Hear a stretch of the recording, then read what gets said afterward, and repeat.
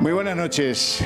Hoy es el Día de la Constitución y hoy es un día de homenaje obligado para todos aquellos que en su día la votamos ilusionados y para los que después han visto cómo esa Constitución del 78 extendía un paraguas benefactor para la sociedad española y culminaba un proceso, un periodo todavía vivo, de bienestar, de convivencia, de conllevancia o de como quieran ustedes llamarles. Pero el 39º aniversario a nosotros no se nos podía pasar por alto y es por eso que tenemos unos invitados aquí en el estudio de Intereconomía Televisión de lujo para analizar qué conviene modificar, qué no conviene modificar, qué logros ha tenido esa Constitución que nos llevó por la senda de la democracia. Bien, empiezo a presentarles. En primer lugar, doña Carmen Quintanilla, ¿cómo estás? Buenas noches. Buenas noches. Diputada del Partido Popular en Ciudad Real. Ciudad Real que ha perdido hoy, ayer perdió a un ilustre político, a Manolo Marín, ¿verdad? Sí, a un magnífico Bueno, usted político. tenía solo 22 años, pero algo debió significar en su vida ese decir sí a la democracia, digo yo.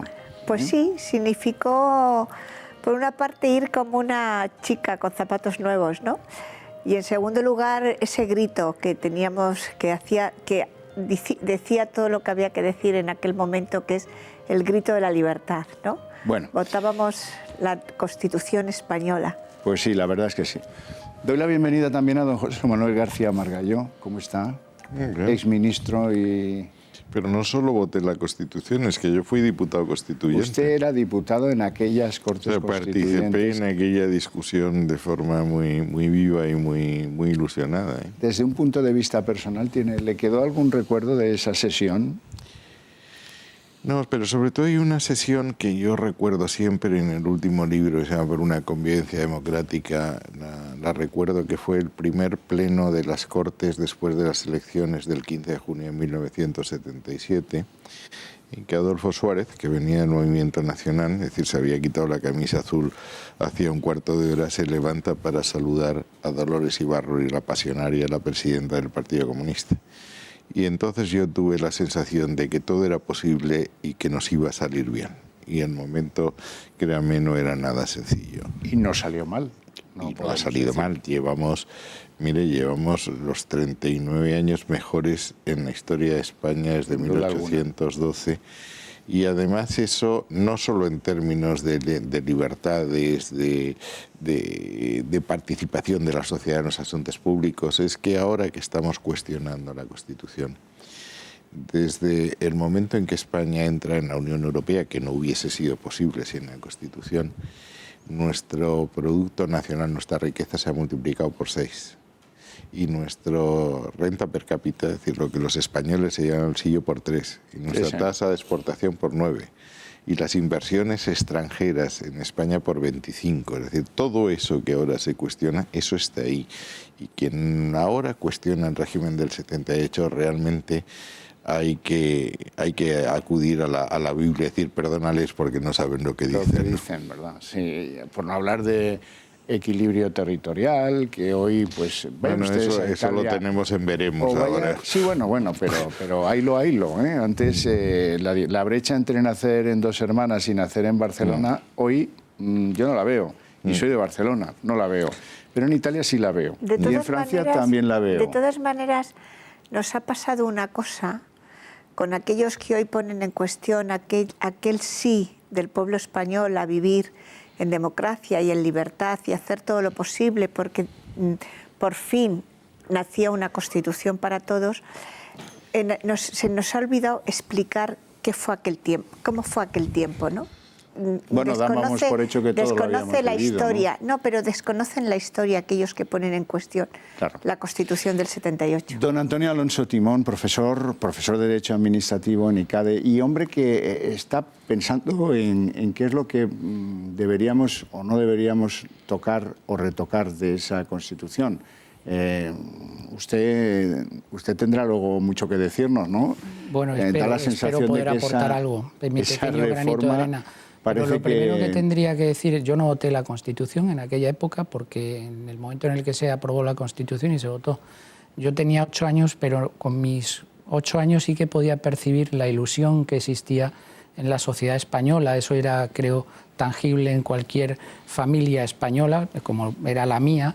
en una situación nueva la ilusión y la esperanza que tenía la sociedad española, lo que luego se tradujo en que efectivamente se hizo un buen trabajo, un trabajo que nos ha dado una estabilidad política, jurídica, social, en los últimos 40 años, que ha abierto a España al mundo y que, como decía anteriormente José Manuel García Margallo, ha hecho que España tenga un papel que no podría haber tenido de no haberse aprobado la Constitución. España se ha abierto al mundo desde todos los puntos de vista, muy especialmente desde el punto de vista económico, desde que entró en la Comunidad Económica Europea, como luego posteriormente tendremos ocasión de analizar. Sin duda alguna. Bueno, alguna imagen sí vendría bien, aunque sea en un mini vídeo. Recuerdo de aquellos momentos que no son suficientemente tenidos en cuenta, sobre todo en los recientes tiempos.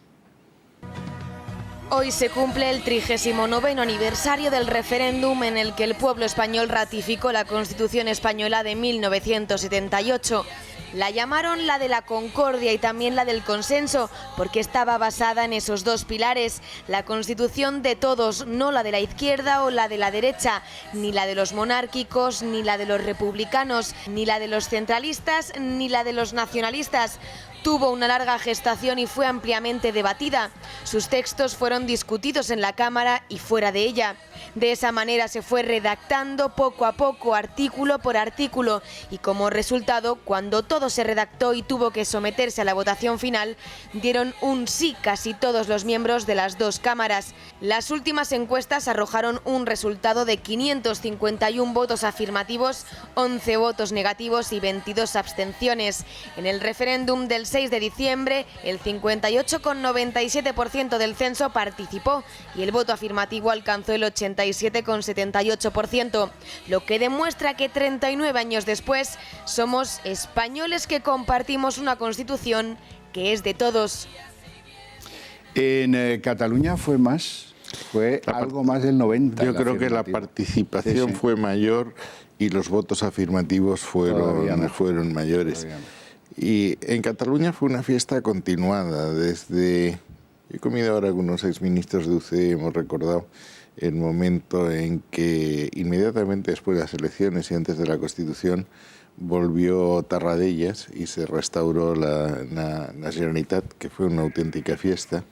La Constitución efectivamente fue votada más en Cataluña que en el resto de España, y luego el Estatuto del 79 también fue una ratificación unánime, y hay discursos ahí de todas las fuerzas políticas catalanas, desde Soler Tura, Raventós, Jordi Pujol, realmente emocionantes. Y el problema es que eso en Cataluña se empezó a traicionar desde el primer momento. Yo en el libro Por la convivencia democrática cuento una conversación de Ciurana, que era el íntimo amigo de Pujol, en que, año 79, estatuto, plena fiesta, y le dice: Jordi, hay que distinguir entre la táctica y la estrategia. Y la estrategia es la independencia. Y a partir de ese momento empieza un proceso de construcción nacional, de separación de España, que nos ha llevado a donde estamos ahora. Un proceso de laboratorio. Vamos a hacer una pausa para un consejo y continuamos enseguida. Les presentamos el reloj homenaje a los GRS de la Guardia Civil, una edición exclusiva y limitada con el emblema de la Guardia Civil grabado en la esfera y en la parte trasera su lema: el honor es mi divisa. Un impresionante cronógrafo de cuarzo de alta precisión diseñado por los GRS para ser operativo en su día a día. Disfrute de este impresionante y robusto reloj, homenaje a los GRS, duro y resistente como ellos, y sienta en su muñeca toda la admiración del pueblo español a la Guardia Civil. Llame ahora mismo a publi.com 902-180-190 y recíbalo en 24 horas con regalo de una segunda correa de piel negra combinada con el verde característico de la Guardia Civil junto a su certificado de autenticidad. Páguelo como quiera, contra reembolso, con tarjeta de crédito o en cómodas cuotas mensuales. Llame ahora al 902-180-190 o publi.com.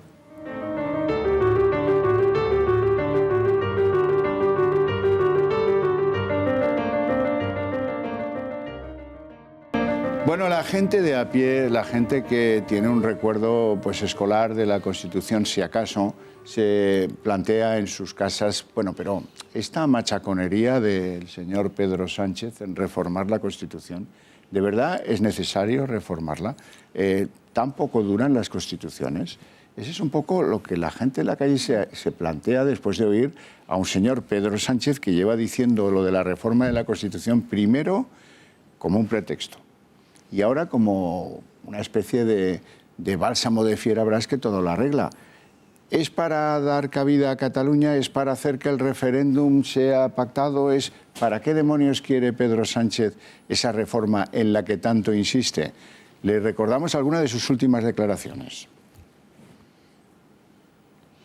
El lunes pasado yo veía al presidente del Gobierno decir que había acordado conmigo hablar sobre la Constitución. Bueno, hablar se habla del tiempo. La Constitución se defiende, se aplica y se actualiza. Y ese es el compromiso que llegué con el presidente del Gobierno, el que teníamos que abrir una comisión parlamentaria en el Congreso de los Diputados precisamente para evaluar nuestro modelo territorial y en 6 meses abrir la subcomisión de la reforma constitucional para empezar a ver cuál es el perímetro de la actualización de nuestra norma constitucional. Bueno, doy la bienvenida a don Rafael Murillo, catedrático de Derecho Constitucional del CEU, y le pregunto a usted, don Antonio, ¿esto es una exigencia? ¿Hay goteras tan importantes?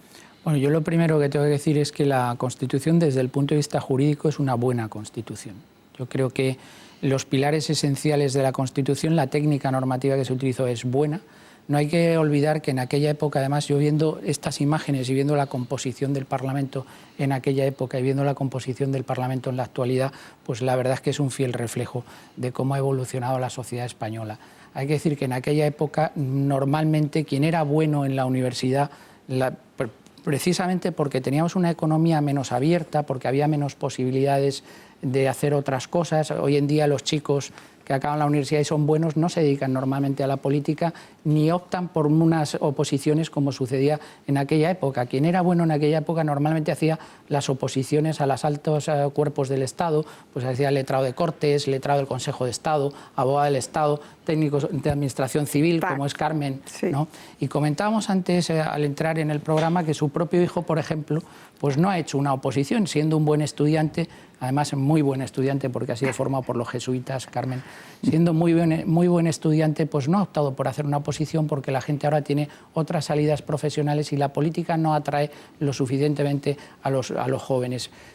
Era una Constitución muy bien hecha por gente que sabía hacer leyes y, por lo tanto, hay que ver qué es lo que queremos. Cuando se quiere cambiar la Constitución, lo primero hay que saber es qué queremos cambiar de la Constitución. No se puede abrir el melón de la Constitución sin saber para qué vamos a abrir el melón de la Constitución. Una vez que tengamos claro para qué tenemos que abrir el melón de la Constitución, entonces podemos hablar.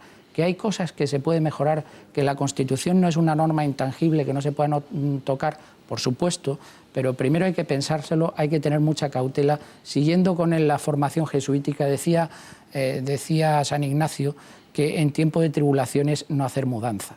Pues en este momento yo creo que no es un buen momento para cambiar la Constitución. Es verdad que habrá que ver cómo puede evolucionar el título 8 de la Constitución. Yo creo que se hizo una cosa bastante razonable en ese momento.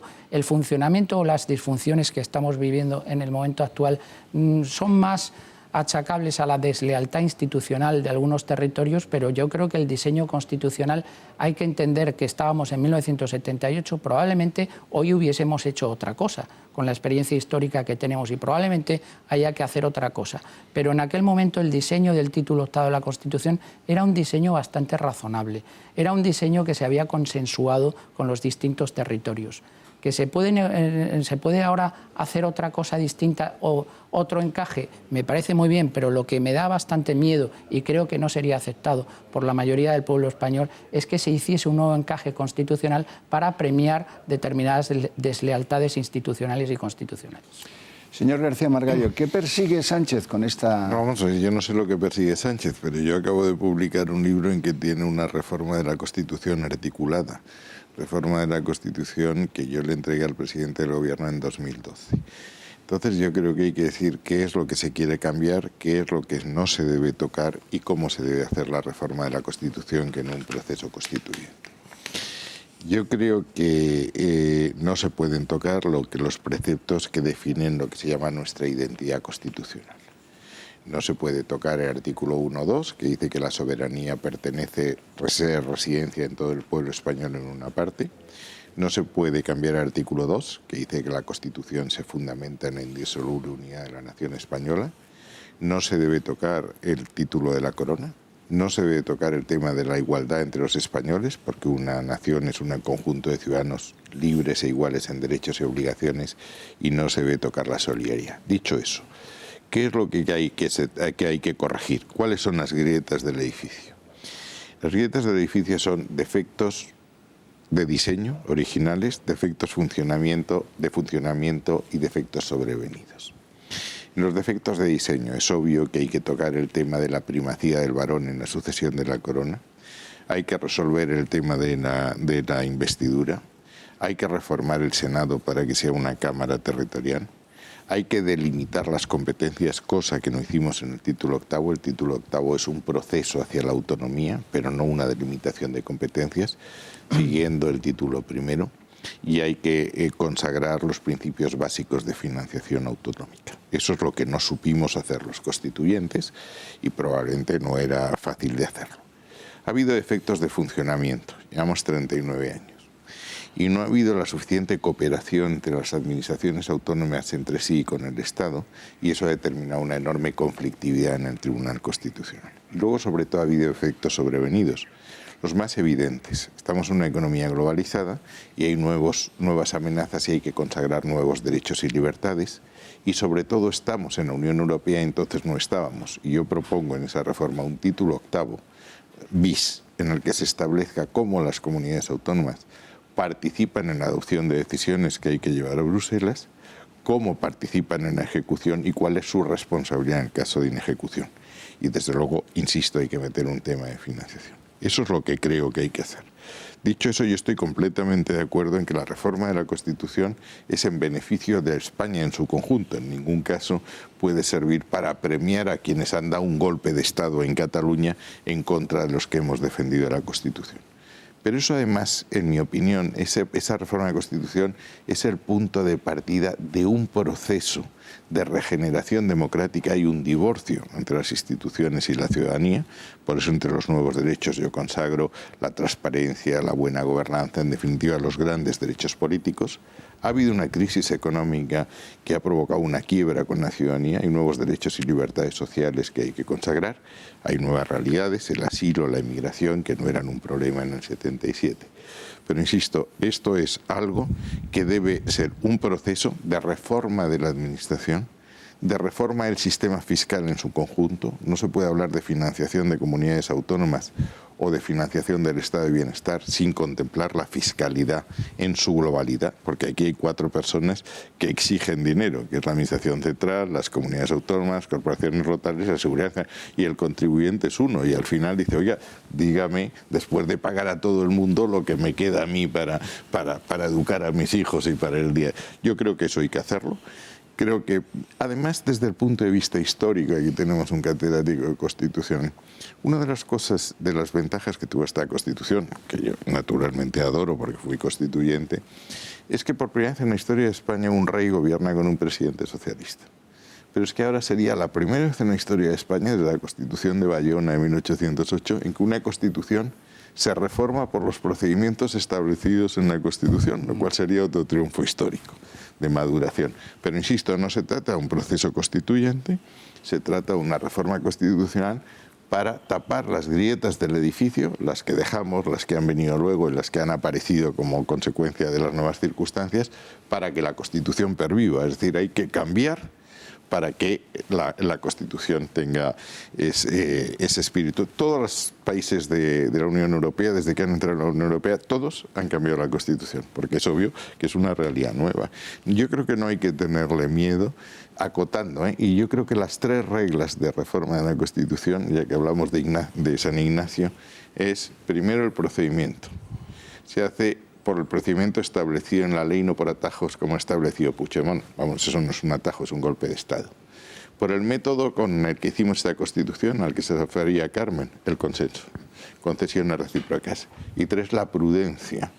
Acotar antes qué es lo que vamos a reformar y qué es lo que no se va a tocar, que eso es lo que exige la Constitución, el artículo 168. Y por tanto, no tengo ningún miedo, soy muy partidario de ese tema y he escrito un libro entero para justificar la reforma constitucional diciendo en qué quiero reformar, porque lo que es verdad es que no es tolerable el discurso hay que cambiar la Constitución. Oiga, dígame usted qué es lo que quiere cambiar y qué es lo que no quiere cambiar. No me meta usted en una aventura, no me meta usted en un barco sin decirme a qué puerto voy. Bueno, catedrático Murillo. No, nada, yo estoy absolutamente de acuerdo. Creo que las con usted estaba de acuerdo con lo que planteaba en este sentido, ¿no? El que las constituciones hay que adaptarlas, ¿no? Claro. Y hay que utilizar determinados procedimientos de adaptación. Uno son los procedimientos regulados de nuestro tipo de constituciones, donde se modifica el texto constitucional, y otros, manteniendo el texto constitucional, lo enmiendan, añaden cosas, porque hay que adaptarla. Modelo americano. Es cierto que hay determinadas lagunas que en el 78 no se preveían que podía producirse. Y efectivamente, y es lo que ha pasado. ¿Por qué? Porque el Estado ha ido evolucionando, la sociedad española ha ido evolucionando y ha ido cambiando, y las situaciones actualmente políticas no son las del año 78. En el año 78 yo era joven en aquel momento y vivíamos muy intensamente lo que significa el proceso democrático, lo vivíamos políticamente. Yo me acuerdo de noches pegando carteles de determinados partidos políticos. Espero que por UCD. Efectivamente, porque mi maestro era Íñigo Cabero. Bueno. Entonces, en ese sentido, quiero decir que efectivamente era todo un modelo de trabajo, pero también de acuerdo entre las fuerzas políticas. En cierto modo, al final te tomabas un vino juntos de un partido de otro cuando estabas pegando carteles. Pero lo importante, efectivamente, es llegar a decir qué es lo que hay que modificar. Es decir, hay que llegar a un elemento esencial, qué es lo necesario modificar en la sociedad, en la Constitución española, en relación con la sociedad que tenemos ahora. Porque las constituciones, aunque la palabra constituire, que es donde viene del latín, dice que es permanecer para siempre, todo texto constitucional que tiene idea de permanencia, sobre todo hay que irlo adaptando. Y efectivamente, como se ha comentado aquí, la idea del consenso es dejar abiertas muchas cosas y no cerrar todo. Es una Constitución que está inacabada y demasiado abierta, sobre todo el título octavo. Deliberadamente abierta. Pero es así. ¿Por qué se crea el concepto de ley orgánica?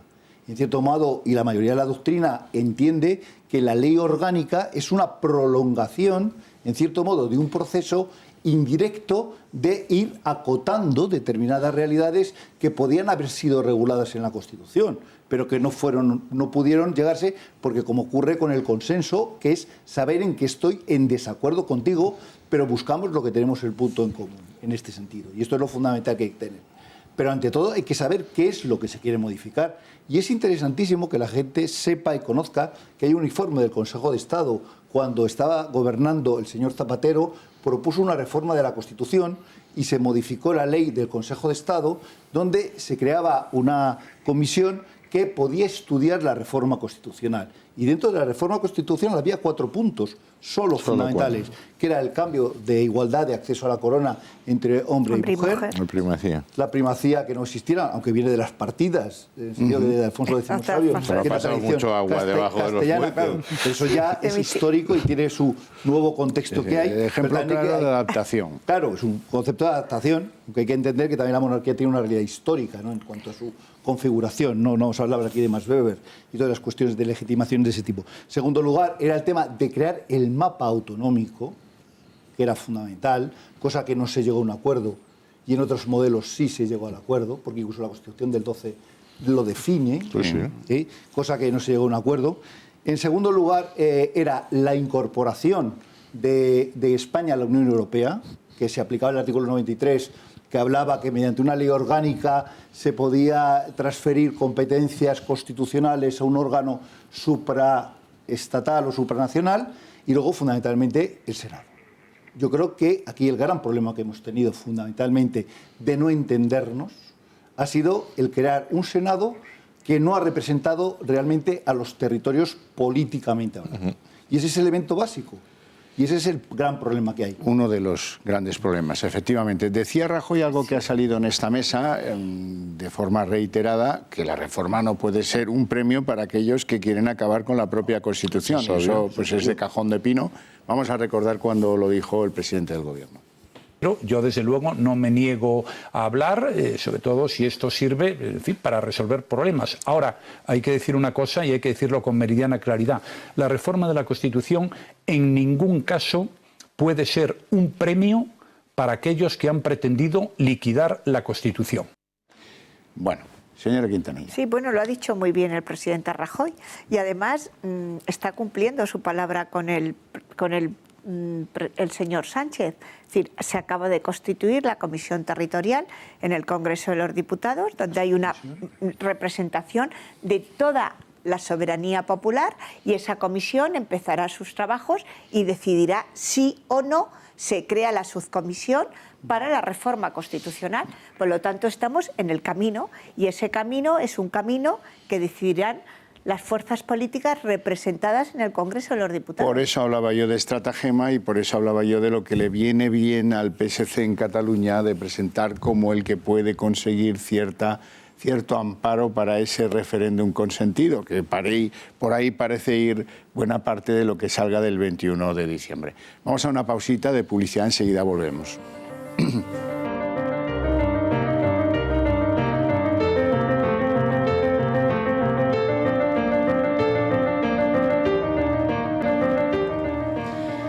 Bueno, y el 155 ha sido para la Constitución española, el 155, un test de estrés como ese que le hacen a veces a la banca para ver cómo anda de salud la Constitución.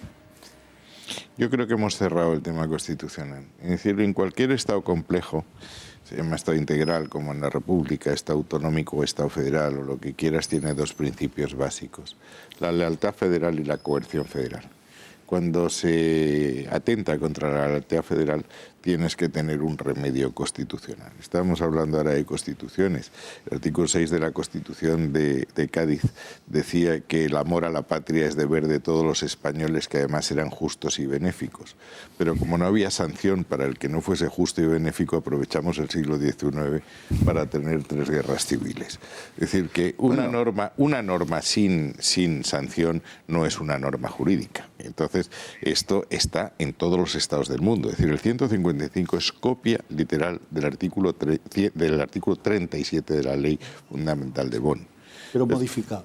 Un poquito, bastante, pero luego bastante modificado. Se asemeja mucho. ¿Qué ha hecho Se asemeja mucho, pero tiene elementos distintos. ¿Qué hace Estados Unidos? Yo recuerdo a Eisenhower cuando el Estado, yo no me acuerdo qué Estado era, pero uno de los estados... Alabama decide que no va a aceptar la sentencia del Tribunal Supremo que declara derogada la teoría de la segregación racial y que los niños van a entrar en los colegios, y el gobernador se opone. A Eisenhower le dice, coge el teléfono y dice: lo que te garantizo, gobernador, es que voy a hacer guardar la Constitución con todos los medios a su alcance. Y no estoy proponiendo esto para Cataluña, pero manda la 101 aerotransportada. Sí, la Guardia Nacional le manda. No, una aerotransportada. Luego Kennedy, que es un demócrata de toda la vida, dice: uno puede estar en desacuerdo con la ley, lo que no puede es desobedecerla, porque lo que nos hace libres es la obediencia a la ley. Blair, que tanto citaban en los medios separatistas, suspende la autonomía del Ulster después de los acuerdos de Monsanto 4 veces. Lo que no puede ser es que alguien se salte a la torera lo que todos hemos adoptado y que no pase nada. Por eso yo fui partidario del 155 ya en la consulta del 9 de noviembre de 2014. Y hubiese sido muy fácil de aplicar, porque era haber intervenido una cárcel donde se estaban haciendo las papeletas y donde se estaban haciendo las urnas, y al mismo tiempo haber abierto un diálogo sobre los temas que se pueden hacer. La reforma constitucional en los términos que he dicho, la disposición adicional tercera del Estatuto que hablaba de infraestructuras, de inversiones en infraestructuras, una ley oficial de lenguas en la que yo sigo creyendo. España es el único país, con Bélgica, que hay un artículo 3, leyes autonómicas y un vacío, y un cambio en el sistema de financiación que todo el mundo dice que es un sistema injusto, imposible, que está creando problemas. El último informe del PERDOR. Esto no se ha hecho. Y entonces yo creo que eso hubiese... es decir, ¿qué ha pasado con el proceso catalán desde el 80? Estábamos hablando de la desafección de todo. Es un proceso degenerativo. y cuanto más tardes en intervenir, más quirúrgico. La intervención quirúrgica es más dolorosa y probablemente no sea definitiva, porque el día 22, después de las elecciones, saldrá el sol y tendremos un panorama político complicado y una fractura social que va a tardar mucho tiempo en soldarse. Entonces, bueno, vamos a... O que tal vez sea definitiva. Según como... Yo creo que no. No hay nada definitivo en el mundo. Mire, yo tengo un padre que tiene 100 años que vive en el País Vasco. El País Vasco, yo he estudiado en Deusto y en San Ignacio de San Sebastián, y era peor el tema, entre otras cosas, porque nos mataban, así de sencillo. Y ahora se ha producido... Es decir, yo ahora me paseo por la parte vieja de San Sebastián con los colores nacionales y nadie me ha dicho absolutamente nada. Es decir, eso se resolverá como se resuelve todo en la vida. Y esto no es el primer acontecimiento que tenemos en Cataluña. Hubo 1640, hubo 1714, hubo 1931, etc. Se resolverá. Pero va a costar y hay que cumplir la ley, no tengo la menor duda. Pero además hay que hacer política. Es decir, y hay que hacer política de corazón. Es decir, yo no hago más que hacer propaganda de mi libro, yo soy como un branco, que decía Marañón, hablando del conde duque Olivares, que el conde duque quiso hacer reformas, pero la hizo dejándose llevar por la animosidad que había en Castilla sobre Cataluña. Dice, bien es verdad que había una animosidad paralela en Cataluña respecto a Castilla. Dice, pero el gran hombre de Estado tiene que estar por encima de estas olas emocionales. Y yo creo que ahora va a tocar hacer muchísimas cosas. Hay que cruzar los dedos para que no ganen los independentistas, hay que volverlos a cruzar para que haya un gobierno constitucionalista y hay que cruzar los dedos para que no haya vencedores y vencidos y que esa fractura se pueda soldar. Y en eso estamos muchos. Y supongo que actuar sobre algunos focos de todo eso, que son las escuelas por un lado, los medios de comunicación bueno, por si otro. no hemos aprendido eso... Es que no hemos aprendido nada. No, es que dentro de 6 o 7 años, a medida que las generaciones que han estado más envenenadas por el discurso separatista lleguen, si llegamos a un momento en que hay un 75% de votos en favor del independentismo, hemos terminado. ¿No? Pero a eso me refería yo con lo del definitivo. Lo que yo llamo la metástasis, que no solo tenemos que preocuparnos de la situación de Cataluña, sino que la situación de Cataluña se está exportando a otros territorios, como puede ser Baleares o la Comunidad Valenciana. Claro. Si no hacemos nada ahora, probablemente la situación se empeore en los próximos... En nuestra conversación se ha hablado de Bayona, se ha hablado de la Constitución de Cádiz. Miren qué estupendo regalo el que tienen aquí delante, que ya hemos hecho... Vamos a tener un regalo cada uno de nosotros. Hombre, faltaría más. Lo he pedido yo. Bueno, a lo que vamos, ahí tienen un propósito de regalo fantástico para estas Navidades. Son las 7 constituciones españolas brillantemente editadas, es una maravilla. Espectacular. Si quieren hacerse con uno de estos, regalar uno de estos, por ejemplo, a un servidor, pues encantado de la vida, que lo recibo encantado. Llamen a un servidor el que nos regala a nosotros. Bueno, pero claro, entonces yo me quedo sin, y entonces ¿cómo hago? Bueno, pues llamen al Club de Amigos de Intereconomía, ya ven ahí el precio, en fin. El precio pues es poca cosa comparada con el cariño que el editor ha puesto en esos 7 volúmenes, que son muy bonitos. Y que, bueno, pues es una manera de estar con la Constitución también. Doña Carmen. Bueno, en ese regalo, que son 7 constituciones, hay que decir que nuestra Carta Magna es la más longeva y que tuvimos un periodo convulso de constitucionalismo español en el siglo XIX y en el siglo XX. Y eso hay que contarlo a los jóvenes para que vean el gran esfuerzo que hizo la sociedad española en aquel 1978. Cuando comentaba cuando ya no estábamos en cámara ni en directo, cómo vivíamos una sociedad convulsa, con huelgas estudiantiles, con huelgas en el mundo laboral, donde la gente tenía miedo, pero al mismo tiempo salía a la calle. Y bueno, es verdad que fuimos capaces, cada uno de nosotros, en aquel momento, de dejar un poco de nosotros mismos, un poco de nuestras ideologías para hacer esa gran Constitución que nos ha dado tantos años de convivencia, de solidaridad y de hermanamiento entre todos los españoles. Pero yo, que quiero mucho a mi buen amigo, el exministro de Exteriores, García Margallo, a mí me parece que el 9 de noviembre no se debió de hacer absolutamente nada como no se hizo, porque hay algo que yo creo que hay que valorar al presidente del Gobierno de España, al presidente Rajoy, y es que actuó en el momento que había que actuar con todas las fuerzas constitucionalistas. El 9 de noviembre no teníamos en ningún caso el apoyo del Partido Socialista ni el apoyo de Ciudadanos. Y esa decisión hubiera hecho flotar en el ambiente mucho mayor independentismo que nos hubiera llevado a una situación caótica. Y por otra parte, la sociedad catalana al 1 de octubre llega carbonizada. Bueno, no, pero te voy a decir una cosa importante, pero al 1 de octubre llega carbonizada posiblemente aquellos que han querido carbonizarla, no el resto de España, primer punto. Segundo punto, la mayoría silenciosa, si no se aplica en aquel momento el 155, hubiera estado silenciosa. ¿Por qué no sale a la calle el 9 de noviembre esa mayoría silenciosa que tenía que hablar? Porque era importante que esa mayoría silenciosa hablara ese día 9 de noviembre y que dijera que era una pantomima lo que estaba haciendo la Generalitat, el gobierno de la Generalitat, y no lo hizo. ¿Qué hizo el presidente Rajoy? Primero, quitarle miedo al artículo 155 y, en segundo lugar, actuar desde el ámbito de del 78% del Parlamento español para aplicar el 155, que es lo que había que hacer. Okay. Y además decirle a todo el pueblo catalán que había un gobierno que actuaba en ese momento. Yo creo que el 9 de noviembre no hubiera sido malo para todos nosotros. Antonio. Yo en esto siento discrepar contigo, Carmen. Yo en esto me aproximo más a la teoría, a la escuela de pensamiento, como él mismo ha definido. Es una pena que, José Manuel, que las deliberaciones del Consejo de Ministros sean secretas, porque no nos puedes... Yo hice una conferencia el 14 de septiembre para precisamente poder decir lo que no podía revelar del Consejo. El 14 de septiembre, y estamos hablando de una consulta el 9 de noviembre, y luego diré... Porque yo en algún espacio de esta casa en directo, en estos últimos meses, he dicho alguna vez que me gustaría haber visto las deliberaciones del Consejo de Ministros estos últimos meses y a ver si había una voz única en el Consejo de Ministros o no.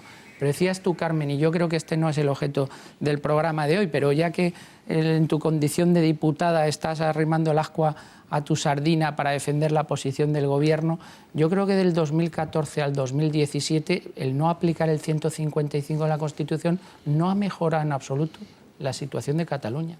Yo creo que hemos ido a peor. Y yo creo que la aplicación del 155 en los términos en los que se ha hecho un 155 light en el tiempo y un 155 desde el punto de vista técnico tiene sus peligros, que lo vamos a poder ver a partir del día 21 de diciembre. Pero es que además, te quiero decir, Carmen, que en el año 2014 no se contaba, es verdad, con el apoyo del Partido Socialista, o no, no sabemos, porque no se adoptó esa decisión, pero es que además tenía mayoría absoluta el señor Rajoy para adoptar esa decisión, y yo creo que los españoles le habían mandatado para que tomase una serie de decisiones que en aquel momento no se tomaron y que yo creo que han sido contraproducentes. Por lo tanto, en la reforma de la Constitución que decíamos antes, estoy bastante de acuerdo con que yo tampoco tengo ningún miedo a que se reforme la Constitución. Lo que pasa es que hay que dejar claro, como decía anteriormente, qué hay que reformar. Y es verdad que después de 40 años habrá algo que reformar, porque estamos corriendo el peligro en los últimos tiempos que se está reformando la Constitución subrepticiamente a través de los estatutos de autonomía. Es que los estatutos de autonomía de segunda generación que se inician con el catalán del año 2006 y posteriormente está la cláusula Camps del 2007 y otros estatutos de autonomía, esos están peligrosamente reformando subrepticiamente la Constitución. Ese que dio a Maragall por decir que el Estado era ya residual en Cataluña. Vamos a ver, yo creo que con todo cariño, Carmen, primero hay un error en la evaluación de la situación. Tú has dicho que no hubiésemos contado con Ciudadanos y con el Partido Socialista. Ciudadanos no estaba en las Cortes, por tanto era indiferente. Teníamos mayoría absoluta y el Partido Socialista Obrero Español hubiese seguido un 155 en los términos que he dicho, sin la menor duda, y con mucha más facilidad entonces que ahora. El proceso no hubiese avanzado porque hay una cosa que tenemos que hacer autocrítica. Si no haces autocrítica en la vida, y yo soy amigo personal del presidente Rajoy, es decir, nosotros entramos con un 25% de voto soberanista y llegó un momento que llegó a estar en el 47% porque el proceso se dejó avanzar. Y a mi juicio el único pecado que no se perdona en política es no mandar. A ti te eligen para tomar decisiones y en aquel momento aquella consulta no se debió celebrar. Y yo te lo digo, yo era ministro de Asuntos Exteriores, el daño que eso hizo a la imagen de España fuera, el ver a un gobierno haciendo una consulta que le ha cambiado simplemente el nombre porque el Tribunal Constitucional anuló el decreto de convocatoria. Le llaman proceso participativo y tuvimos una pantomima con un gobierno que debe su legitimidad a la Constitución y al Estatuto, dando datos de participación, explicando qué es lo que había pasado. Yo creo que eso hubiese tranquilizado los ánimos y nuestra gente se hubiese sentido defendida. Y el Partido Popular tuvo una enorme erosión, a los datos estadísticos me refiero, en aquel momento. Es decir, en aquel momento Ciudadanos nos sobrepasa porque la ciudadanía no entiende que un gobierno tolere que se celebre una consulta como si fuese un referéndum legal sin hacer nada. No lo entendieron. Y yo creo que eso ha sido malo. Y eso es lo que tenemos que aprender ahora. Hay que hacer lo que haya que hacer, pero tienen que estar seguros de que lo vamos a hacer. Y cuando hemos aplicado el 155 y hemos aplicado las medidas penales para quien han instigado, porque este golpe de Estado, que es un golpe de Estado, lleva desde 2013. En 2013 ya hay una resolución del Parlamento de Cataluña que declara a Cataluña soberana. Y en el año 2015 inician un proceso constituyente. Y el 6 y 7 de septiembre, que hubiese sido otra bonita ocasión, declaran una ley de transitoriedad y fundacional de la República Catalana. Yo creo que se ha aplicado el 155, que hubiese sido mejor aplicarlo antes y que hubiese sido mejor aprovechar todas las potencialidades que el 155 tiene para que dentro de 2 o 3 años no estemos en la casilla de salida otra vez. Pero ese es mi punto de vista y afortunadamente este partido no es el comité central del Partido Comunista de la Unión Soviética y escuelas de pensamiento, y mi escuela de pensamiento es esa, la he puesto por escrito y la dije públicamente siendo ministro. Simplemente esa conferencia que incluía... 14 de septiembre de Europa Press, en que hablé del artículo 155 por primera vez, diciendo que no había que tener temor al 155, que el artículo... Si no se le ha tenido temor, se ha aplicado en el momento que se tenía que aplicar. He entendido que esa es tu opinión y tú has entendido que no es la mía. Sí, ya está. Yo he entendido ambas. Yo te tengo la opinión. También hay un elemento catedrático importante. Ese 155, tal como se ha pedido al Senado y tal como se está aplicando, que a mí me recuerda aquella definición del bachillerato del agua, incoloro, inoloro e insípido.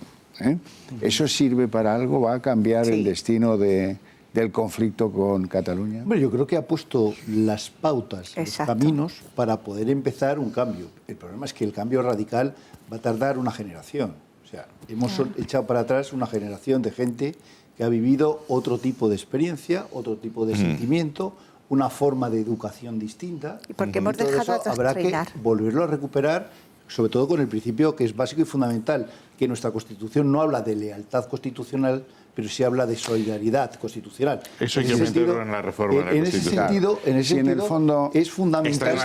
En el fondo, aquí hay muy buena gente. Está en el artículo 2 y en el 158 el mecanismo. En este debate, Antonio, hay muy buena gente y todos entendemos algo que está flotando, pero en el fondo, no en la superficie. Este es un debate de libertades. Sí. Cuando alguien dice si hay o no hay problemas en la escuela catalana, habla de libertades. Cuando alguien dice si es correcto que una televisión pública diga todavía que Puigdemont es el presidente de la Generalitat, está hablando de libertades. Y quien conculca esas libertades no puede ser un instrumento público. Claro, pero es que no estamos hablando de libertades, si estamos hablando pero el problema de es que deslealtades. Si el 155 no pone las piedras sillares para una reforma democrática y de libertades en Cataluña, difícilmente vamos a llegar a recuperar el tiempo perdido, que era un poco lo que usted sugería. Si es que es tan sencillo como que el 155 lo que dice es que se aplique el Estado de Derecho. Y decía Cicerón, hace ya muchísimo tiempo, decía, todos somos esclavos de la ley para poder ser libres. Claro. Es que el Estado de Derecho es lo que nos hace libres. Y lo que se ha conculcado es el Estado de Derecho. Si solamente se han tenido que aplicar 5 decretos. Nada más. Solo, nada más. Sí, y uno de ellos de convocatoria. Y la orden ministerial del Ministerio del Interior para destituir al mayor de los Mossos. Simplemente, no ha habido más cosas que hacer. Incluso fíjese hasta qué punto tenemos que parece ser que las obras de arte que estaban en la zona catalana y que incluso hubo jurisprudencia y sentencias de aquí, se va a trasladar, que estaban en la zona de la Franja, se van a trasladar a la zona de Huesca por una decisión del ministro de Educación. Lo que sí estoy de acuerdo con usted, efectivamente, es que se podría haber aplicado antes. Pero también es una cuestión de oportunidad política. Y no hay que olvidar nunca eso. Es decir, que la Constitución es una norma jurídica que permite un ámbito de actuación donde quien juega es la oportunidad política. Claro. Y este gobierno optó por la vía judicial. Y todo lo llevó al Tribunal Constitucional. Es decir, el que ha tenido que defender la Constitución durante todo el proceso ha sido el Tribunal Constitucional. Y no ha habido la capacidad luego ejecutiva de, por ejemplo, modificar y permitir el tema lingüístico. ¿Cuántas sentencias ha habido del Tribunal Constitucional o del Tribunal Supremo que decían que la administración catalana tenía que permitir... Incumplidas. Esas las ha incumplido. ¿Dónde ha estado el gobierno para ejecutarla? ¿Qué ha tenido que modificar? La ley del Tribunal Constitucional para que sus sentencias sean ejecutivas y él poder... imponerlas y cosa poner que una no multa. ha hecho, cosa que no ha hecho. Que ha hecho una vez el Tribunal Constitucional, que fue al sindicato que montaron a los síndicos del referéndum, que les puso 12.000 euros de multa diarios y enseguida se fueron a su casa. Pero claro, ese es el problema que hay, y el problema que ha habido es que se ha judicializado y se ha llevado a un órgano que su capacidad no es la de proteger en ese sentido políticamente la Constitución. Para eso está el 155. ¿Por qué? Porque si te das cuenta la diferencia, y perdona que termine, con el modelo alemán, es que el modelo alemán actúa directamente el Ejecutivo y el Bundestag. Perdón, el Bundesrat, que no es una cámara, que no es un parlamento. Mientras que aquí, ¿qué hacemos? Primero preguntamos al de la comunidad, oiga, ¿cómo está usted? ¿Ha presentado usted se ha ido, se viene? ¿Dónde va? ¿Qué va a coger, el autobús o el metro? Y no sé qué. ¿Y cuándo responde? No sabemos cuándo responde. Entonces, si responde, ¿qué hacemos? Pues le mando otra carta. Cosa y lo mandamos al Senado para que sea luego aprobado por mayoría absoluta. ¿Y eso cuánto dura? Es decir, que al final hicimos una cosa, también fruto del consenso, porque si no, no hubiera sido aprobado ese 155, que tampoco tiene una capacidad de aplicación... Solo hubo 3 enmiendas, complicadas, sí, pero que eran muy complicadas. Y entre ellas, esas 2 modificaciones que fueron radicales. Una, el tener que pedirle permiso al presidente de la comunidad autónoma, que no sé por qué, si está contraviniendo la Constitución, aplíquesele la ley. Y la segunda, el tener que ir al Senado para aprobarlo por mayoría absoluta, con lo cual otra limitación más. Con lo cual lo que hemos creado ha sido una mayor dificultad. Menos mal que en este sentido, por suerte, el Partido Popular tenía mayoría absoluta en el Senado. Pero imagínese usted que hubiera habido otro tipo de elecciones, sobre todo autonómicas, que pueden ser las que realmente hacen variar las mayorías más que las elecciones directas de los ciudadanos, hubiera sido todo lo contrario. Con lo cual, ahí también había un problema de aplicación complejo. Pero el temor ha sido que se ha demonizado el artículo 155. Sí, claro, pero ha sido por parte de... era absurdo. Y entonces, el ejemplo que yo pongo, porque sobre esto tenemos experiencia. En el País Vasco hubo una etapa en que todo el mundo decía no se puede actuar de forma coercitiva porque la reacción de los violentos va a ser tremenda. Sí. Llegó a andar con el Partido Popular, cerró un periódico que Seguin y metió en la cárcel a la mesa de Herri Batasuna. Y no pasó absolutamente como ejemplo en mis clases, siempre. Es decir, lo único que no te perdonan en política es no mandar. Te tienen que saber que vas a estar... Pero es que las circunstancias eran totalmente distintas. En primer lugar, es que yo creo que el análisis que hacemos, que yo tengo todo el respeto a todo lo que se está diciendo en estos momentos en la tertulia y coincido con usted, profesor. Primero, las circunstancias de aquella reforma de la ley de partidos políticos, de pedir responsabilidades a los padres de los hijos de la Kale Borroka, de dejar sin financiación política a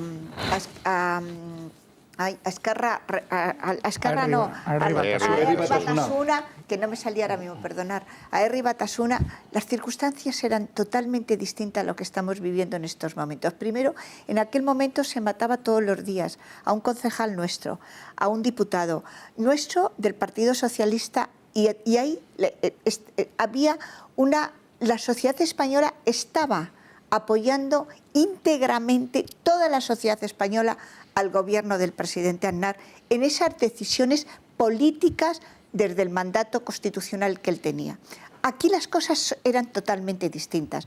Aquí, fijaros lo que pasó, que era una policía nacional intentando detener que la gente no votara y un poco más, y Rajoy es un dictador. La situación era totalmente distinta y tenía que actuar el alto tribunal y también tenía que actuar la justicia española para actuar desde la justicia y poner a aquellos que habían dado un golpe de Estado a la democracia española desde la justicia y no desde la acción de gobierno. Porque si se hace desde la acción del gobierno, hoy estaríamos en una situación mucho peor de lo que hemos estado aplicando y además haciendo aquello que teníamos que hacer, quitándole miedo al 155, porque hoy, a partir de este momento, el 155 se puede aplicar en cualquier momento desde aquellas comunidades autónomas que sean desleales y que pueden ser perfectamente, como tú muy bien decías, Valencia y Baleares. Y a lo mejor ya no lo hacen, porque saben que se puede actuar desde el gobierno. A lo mejor hay que volverlo a aplicar en Cataluña, eran totalmente distintas. Hemos creado unos reinos de taifas. Sí, pero por ejemplo es absurdo el intento de este recurso que quieren presentar. Primero, no es una norma jurídica, no es una ley, porque es un acuerdo del yo creo que se va a admitir a trámite, hay un precedente. No lo sé, pero yo creo que primero no es una ley como tal, porque está aprobada. Se refieren al de Podemos. En las de Podemos. Sí, al anunciado y presentado ayer. Simplemente es una autorización al gobierno, con lo cual sí puede ir a la vía contencioso administrativa en cuanto a los decretos. Ahora es el artículo más federal de la Constitución y vuelvo a repetir, es que yo he repasado los debates parlamentarios y hubo solo 3 enmiendas y todas menores. Es decir, a todo el mundo le pareció absolutamente lógico lo que se estaba diciendo. Hombre, porque lo es. Está en todo el derecho comparado. Se infringe la lealtad constitucional. Con las únicas alguien tiene modificaciones que decir, usted infringe una norma de tráfico, alguien puede poner. En Austria es muy duro. A ver, Antonio. En Austria es más duro. No, yo creo que ahí ha habido un miedo tremendo al 155. Política, pero es que la oportunidad, claro. Bueno, es que yo insisto que cuando hay un proceso degenerativo, cuanto antes intervengas, mejor. Pero siempre mejor. Porque todo esto sigue, porque es que podemos tener a un presidente de la Generalitat que dentro de 2 o 3 años haya que detenerlo e inhabilitarlo. Y a unos consejeros, a unos diputados. Además, esto sigue. Además, porque así el inconveniente de judicializar. Si se hubiese hecho en 2014, todo esto nos lo hubiésemos evitado. Sí, totalmente. Pero solamente decir que el 155 es un artículo, es un mecanismo que está abierto. Claro. Es decir, tú puedes volver a solicitar al Senado que te autorice a hacer otras medidas. Eso es lo que he querido decir. Que tampoco es un mecanismo... Es one shot. Es un disparo, por supuesto. Claro, no es una bala perdida. Es que mañana se puede aplicar en cualquier otra comunidad autónoma. Yo con todo el respeto, Carmen, voy a discrepar de ti nuevamente, pero con todo el cariño del mundo y con todo el respeto, porque yo creo que coincidimos en que efectivamente lo que no se ha hecho es política. Estábamos diciendo, se ha intentado judicializar, de mirar hacia otro lado y decir, bueno, el Tribunal Constitucional nos va a salvar de este problema. Y eso es, difícilmente se ha visto que el Tribunal Constitucional puede dedicarse a hacer política, porque lo que estás haciendo al final es calcinar al Tribunal Constitucional. Claro. Discurso de Pérez de los Cobos en su despedida. Exactamente. Y además, y algún otro magistrado que está dentro del Tribunal Constitucional que estaba ya con cierto hartazgo, no lo pueden decir públicamente, con cierto hartazgo ya de la situación creada. Y además me gusta mucho que compares la situación política actual con la del presidente Aznar, porque yo creo que en la época del presidente Aznar, la gente, tú has dicho, y yo estoy de acuerdo en eso, dice, la sociedad española apoyaba al presidente Aznar. Claro, es que el presidente Aznar hacía una cosa muy buena, que es que los bueyes tiraban del carro.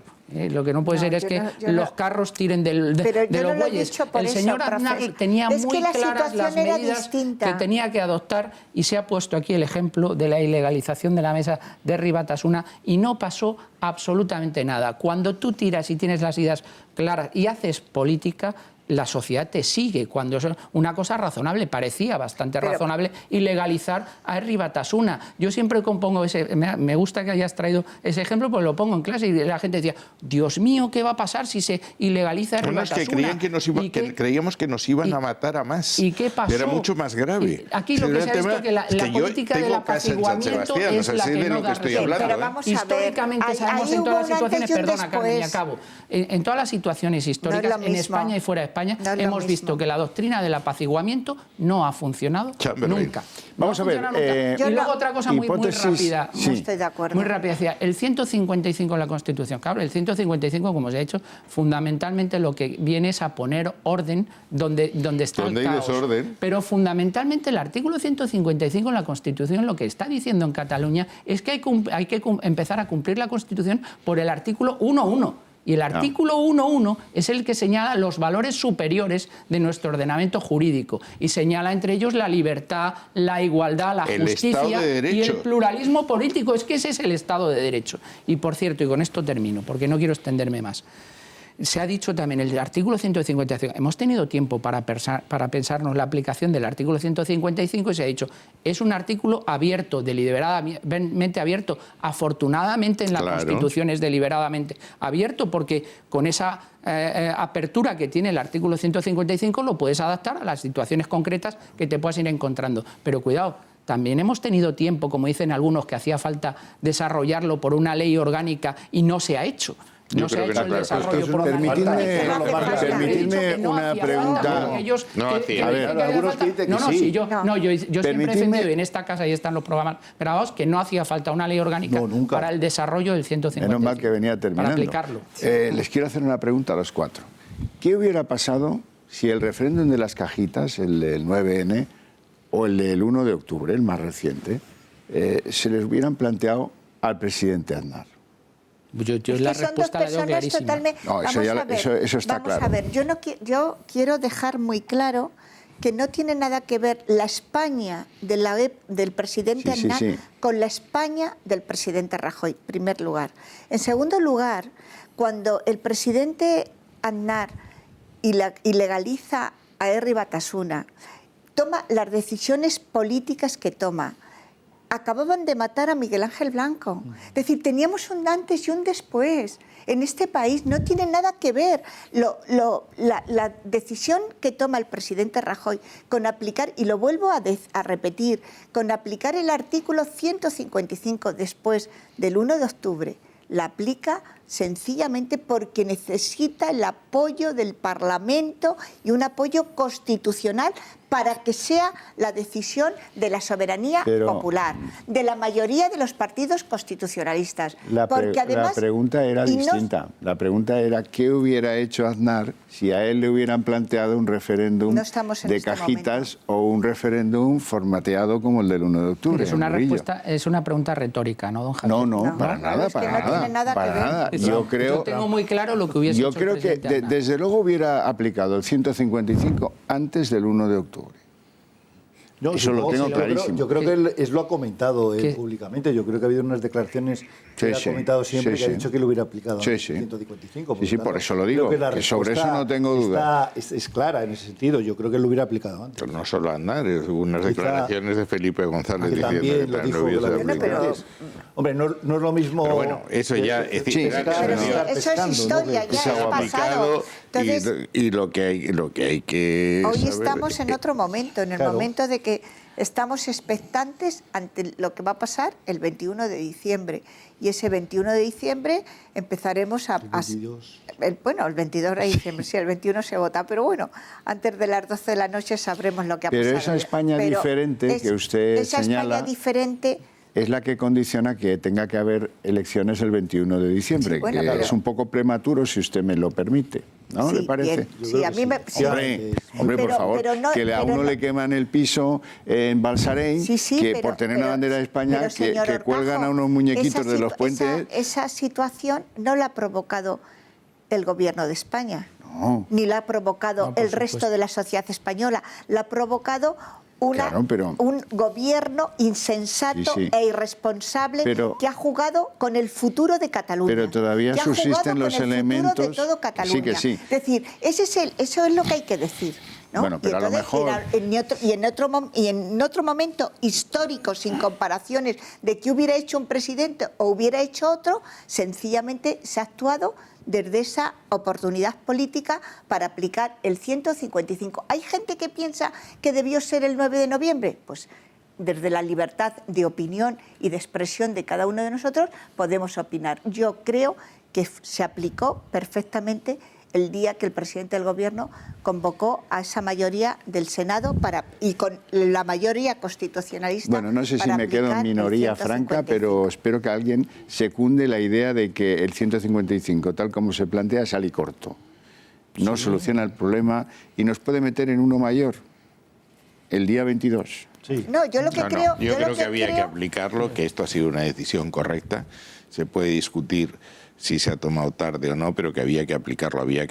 Es decir, aquí hay que decir que cuando una norma se incumple... la intensidad es lo que hay. Eso es otra cosa. Es el contenido. También se puede pensar si se podían haber convocado las elecciones un poco más tarde para haber dado tiempo para ir desmantelando esa red clientelar, para ir de alguna manera desarmando el aparato de propaganda institucional, etcétera. Pero ahora estamos donde estamos y lo que hay que hacer es todo lo posible. Aquí hay un interés prioritario. ¿Qué es España? Que es que no ganen los partidos independentistas. El segundo es que haya un gobierno constitucionalista. Y a partir de ahí todo el resto es un tema menor.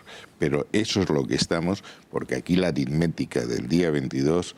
o yo me equivoco mucho o va a ser extraordinariamente complicado. Es que la propia ley electoral catalana propicia eso. Es una ley que perjudica... Es que no tiene ley electoral no tiene ley electoral. No tiene ley. Utiliza la española. Pero la distribución de escaños es distinta. Lo claro, sí, podría haber aprovechado la etapa para poder modificar el gobierno de la nación allí para haber cambiado la ley electoral. Claro, el problema es que eso es muy difícil porque como está dentro del Estatuto de Autonomía y es una ley orgánica, había que modificar una ley orgánica y como un estatuto de autonomía no lo puede modificar directamente el Parlamento porque la iniciativa tiene que venir de la comunidad autónoma, es imposible hacerlo. No, porque es la ley orgánica de régimen electoral, es nacional. No, pero porque ellos sí bloquean y blindan el número de diputados que hay por en el estatuto. Entonces potencia mucho más la existencia del voto más nacionalista en las circunscripciones pequeñas. En las tres pequeñas, frente a Barcelona, que tiene 85. Eso explica que el CIS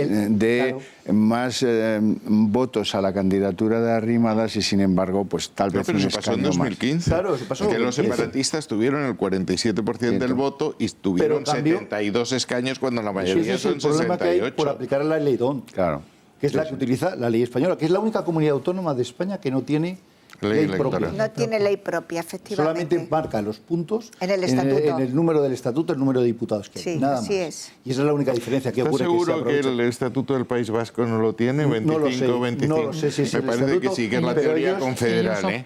Ellos optaron, pero ellos sí tienen ley electoral. Pero Álava tiene los mismos escaños que Vizcaya y Guipúzcoa además eso por fue una la decisión concepción política confederal. que costó mucho. Puede ser también de los territorios históricos, porque claro, ellos también eligen las diputaciones provinciales, que es distinto el concepto que hay de elección electoral. Ahí lo que hacen ellos en el País Vasco es sobreponderar a Álava. Claro.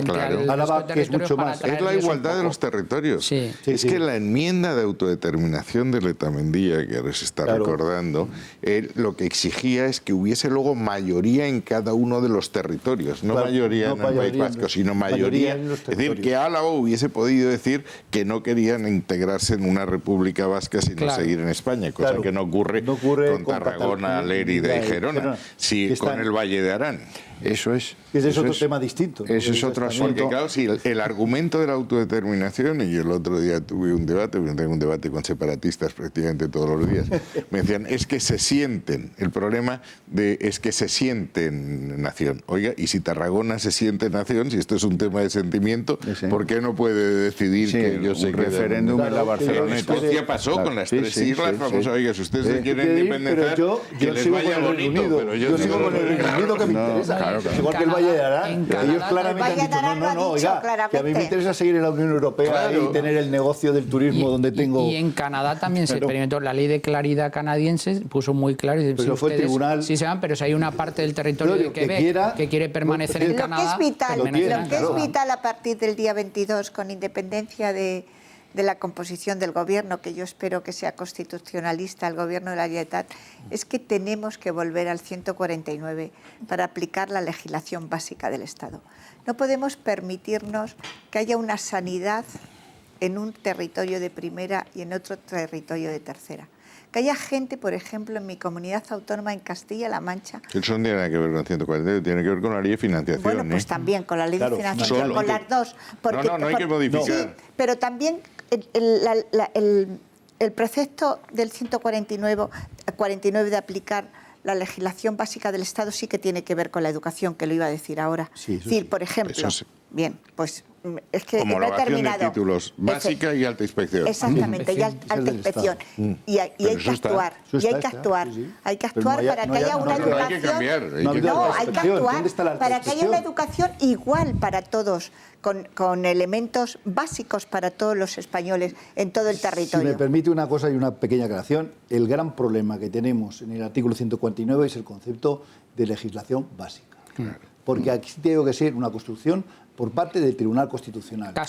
Y ha tenido que ir caso por caso y determinar que hasta un decreto era legislación básica, porque decía la comunidad autónoma que usted me está quitando mis competencias. Eso es. Por eso hay que modificar. Y eso no puede ser. Y el 149 es básico. Y además hay que decir que el Tribunal Constitucional... Pero por eso hay que modificar la Constitución. Claro, en ese sentido, toda la jurisprudencia del Constitucional y tienes el Tratado de Lisboa, que hay una distribución de competencias. Por eso hay que reformar la Constitución. El propio Tribunal Constitucional... No se aclara, No, ha habido una evolución jurisprudencial desde el principio del Tribunal Constitucional a las sentencias posteriores. Por ejemplo, hay una sentencia, la de función pública, que resuelve los recursos de inconstitucionalidad contra la Ley 30/1984, que establece unas bases estatales muy amplias en la sentencia 11 de junio de 1987, y luego posteriormente el Tribunal Constitucional ha ido siendo, por así decirlo, en el argot que emplean en el propio Tribunal Constitucional, más autonomista. Es decir, dejando que las bases estatales fuesen menores, más esqueléticas. Pero estaremos todos de acuerdo en que no podemos pasar la pelota permanentemente al Tribunal Constitucional. Es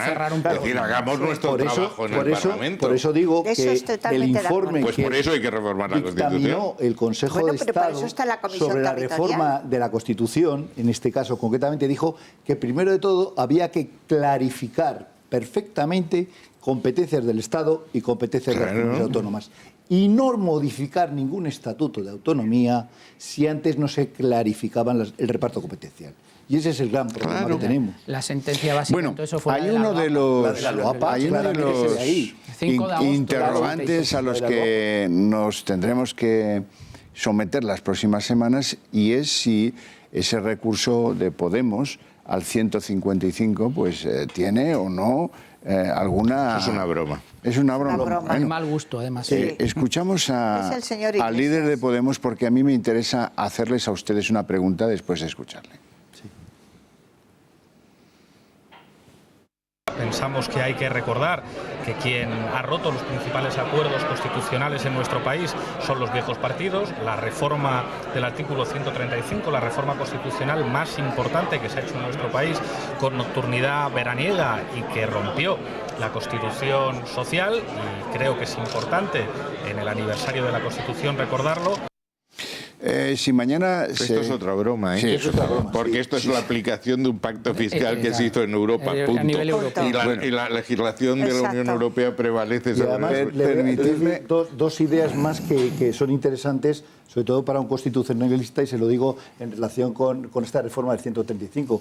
Primero, que nos informa la Constitución que hay comunidades autónomas, que no lo sabíamos, porque el título 8º no habla de que existen ya comunidades autónomas, y en segundo lugar, que pertenecemos a la Unión Europea. Muy bien. Nos sirve el 135 para informarnos de esto, que no lo sabíamos. Si se derogase, no pasaría nada. No pasaría nada, porque sería simplemente un acuerdo que optó políticamente Zapatero por la se lo explican a Tsipras. Tsipras plantea en un referéndum rechazar el plan de ajuste de la Unión Europea, y si no se vale del euro, y dice Merkel, váyase usted. Y claro, al final tuvo que aceptar. Que no. Pues aquí hicimos el 135. Bueno, yo quería aprovechar la irrupción del señor Iglesias para plantearles una cosa. Si mañana un virus se apoderase del elemento motor que anima a la ciudadanía a votar, y votaran mayoritariamente los españoles, Dios no lo quiera, al señor de Podemos, no tendría que tocar la Constitución en absoluto para pasearse por la Castellana diciendo como Chávez, exprópiese. No hay ningún problema, porque la Constitución protege poco la propiedad privada. Artículo 33. Bueno, hombre, protege la propiedad privada. Yo creo no es que un todo lo derecho que se puede fundamental, proteger en una Constitución. pero sí que tiene una función social. La propiedad privada está regulada como yo creo que función no se puede ir social. más allá. No, siempre toda ley hay que respetar su contenido esencial del derecho. Y el contenido esencial del derecho lleva a cabo a que la propiedad, decir algo que diga que es mío. Ya no puede decir esas cosas. En algún desarrollo, estoy hablando, por ejemplo, la ley de arrendamientos urbanos, es decir, los procedimientos de ejecución de los inquilinos que no pagan, etcétera, etcétera. En otros países, si usted no paga en una semana un alquiler, a la calle inmediatamente. Se va a la calle. Aquí en este país... Pero eso no lo dice la Constitución. No, eso es una de la esencia del desarrollo a nivel legal y la protección del derecho de propiedad. Porque somos muy garantistas. Habla claramente de la expropiación y que tiene que haber un justiprecio. El artículo 33, apartado 3 de la Constitución sí que establece de los 4 límites de la Declaración Universal de Derechos del Hombre de 1789 que rodeaba el ejercicio de la potestad expropiatoria, que es la potestad más nuclear que tiene en un Estado democrático y con carácter más coercitivo, que te quita tu propiedad privada. Claro. Entonces se rodeaba de 4 límites. Tenía que ser apreciado por ley, por una causa de utilidad pública, mediante el pago de un justiprecio. Exacto. Y además que el justiprecio fuese previo. El pago del justiprecio tenía que ser con carácter previo. La Constitución en el 33.3 solo establece 3 de esos 4 límites que rodean el ejercicio de la expropiación forzosa. El único que no regula es el del carácter previo del pago del justiprecio. Sí, porque la ley de expropiación forzosa permite el depósito 52 y es por urgencia. Además es el único precepto, el 90% de las expropiaciones se hace por el procedimiento de urgencia. Sí. Y ese artículo, que es 1, empieza diciendo excepcionalmente. Excepcionalmente es el 90% de las expropiaciones. Eso es que ahora estamos hablando de reforma de la Constitución y si mezclamos todo nos va a pasar como que entre tanta polvareda perdimos a don Beltrán. Y ahora lo que estamos por eso yo también quería centrarnos, y no solo con el tema de Cataluña, porque la reforma de la Constitución y no es para resolver el tema de Cataluña. En el debate que yo no quiero caer. Es decir, en la reforma de la Constitución, que a mí me parece muy bien lo que ha apuntado antes José Manuel García Margallo con todo ese estudio que ha hecho de la reforma de la Constitución, y que hay algunas cosas que hay que reformar, a mí me parece que no debe ser un tema solo y exclusivo para establecer un nuevo encaje de Cataluña en la Constitución. Ayudará. Pero, ¿sabes? Ayudará. Porque tener un Senado territorial ayudará. Clarificar competencias ayudará. Tener una ley de lenguas ayudará. La reforma de la Constitución sea un proyecto para España. Es que tiene que ser un proyecto para España. Y no solo para Cataluña.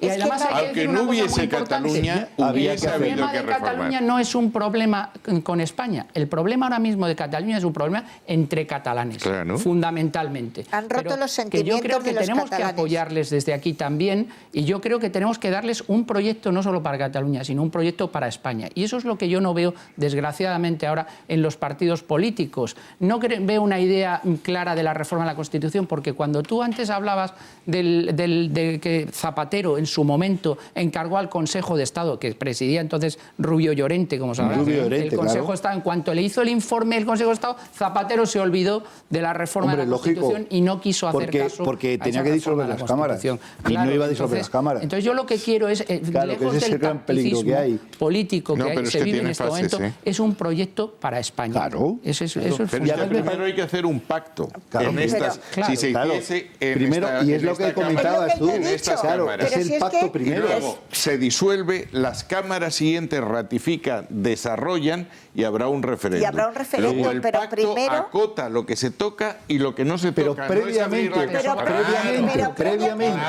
y luego se disuelven las cámaras. Pero como ese acuerdo es complicado... Eso va más allá del tacticismo político. Claro, esto es conducir con luces largas y pensar en el futuro, y no en el tacticismo electoral. No es a corto plazo, es a largo plazo. Este tema es un tema muy serio, es el mayor problema que tiene España, y por tanto hay que resolverlo. Es una de las crisis más graves que ha vivido España en estos, por no decir la más grave que ha vivido España en estos 39 años de periodo constitucional, de un gran periodo No, es que esto es más grave que lo que pasó en la República. No, es que totalmente más grave, ya lo sé. Declaraban l'estat català dentro de la República. Aquí lo que nos cargamos es el marco. No, en Macià decía la República y el otro la Federación de Estados Ibéricos. Sí, pero cuando estaban celebrando...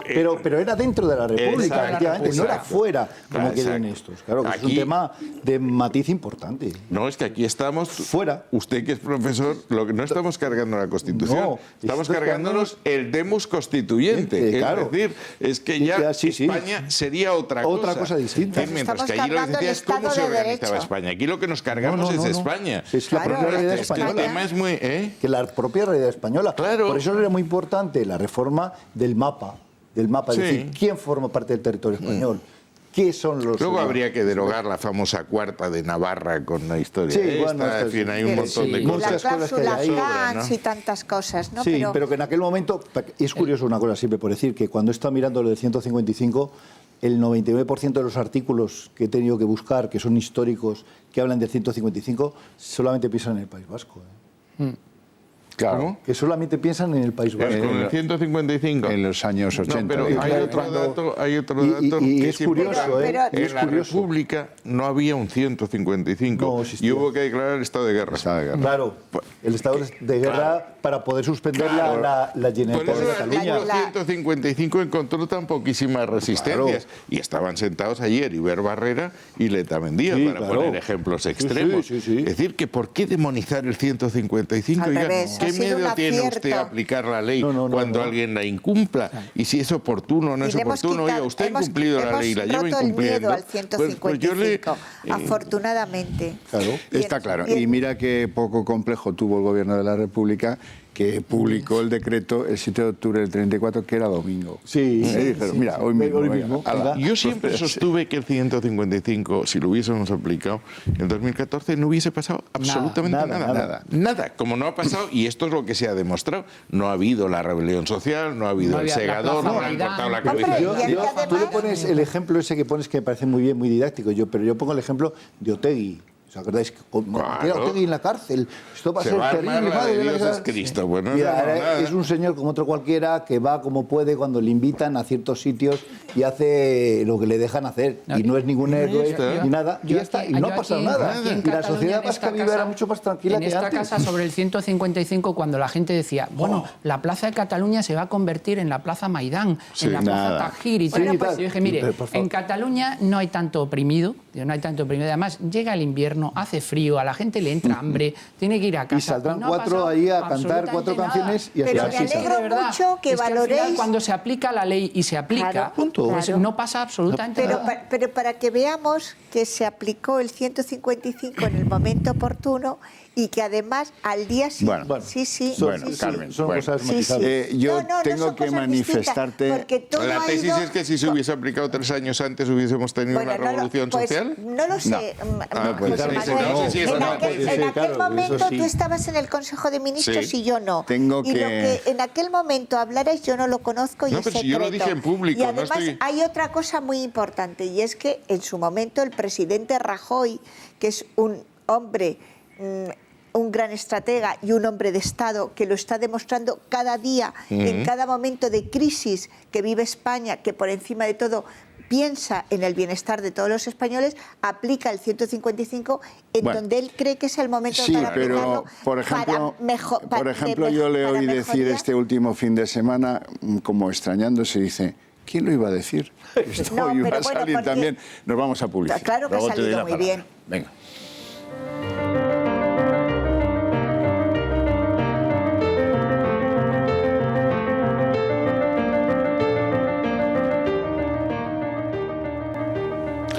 Bueno, sin duda alguna, hablar de la Constitución implica hablar de Suárez, implica hablar del rey emérito, pero también por derecho propio empieza ya... No le llames emérito porque no le gusta nada el rey. Vale.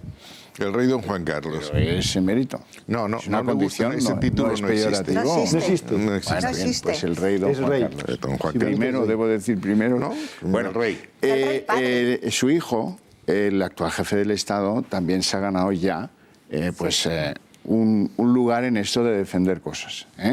Escúchenlo. En toda sociedad democrática como la nuestra, La defensa de la legalidad y de los principios constitucionales es la garantía de los derechos y libertades de todos los ciudadanos. Por tanto, los españoles debemos preservar esa convivencia que fortalece y enriquece nuestra vida colectiva. Bueno, y para que nadie crea que yo desmerezco a un monarca sobre otro, el rey Juan Carlos I, ¿qué decía de la Constitución ya con visión histórica? Veo cumplido un compromiso al que siempre me he sentido obligado como rey. El establecimiento pacífico de la convivencia democrática sobre la base del respeto a la ley, manifestación de la soberanía del pueblo. No voy, por supuesto, a exaltar ahora el esfuerzo que nos permitió llegar a esta meta, pero sí quiero decirles que entre todos hemos construido los cimientos de una estructura sólida para la convivencia en libertad, justicia y paz.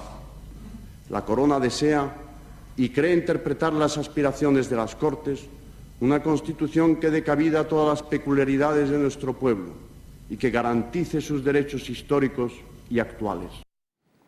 Quizás una de las cosas que los que vivisteis la política de aquellos años seguramente echéis más en falta es el ánimo de colaboración y de generosidad. De eso hablaba Adolfo Suárez. Creemos que España se debe construir con la colaboración de la derecha y la izquierda, aunque defendemos un modelo de sociedad diferente. Y todo ello queremos lograrlo a través de la moderación, el diálogo y el pacto, porque nadie puede pretender que su verdad sea la única. ¿Falta hoy en día esa generosidad de la que nos hablaba Suárez, doña Carmen? Falta altura política.